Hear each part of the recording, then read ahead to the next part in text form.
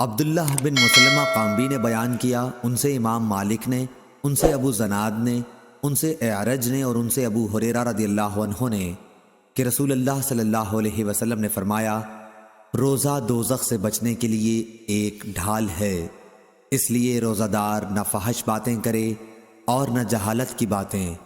اور اگر کوئی شخص اس سے لڑے یا اسے گالی دے تو اس کا جواب صرف یہ ہونا چاہیے کہ میں روزہ دار ہوں۔ یہ الفاظ 2 مرتبہ کہہ دے، اس ذات کی قسم جس کے ہاتھ میں میری جان ہے، روزے دار کے منہ کی بو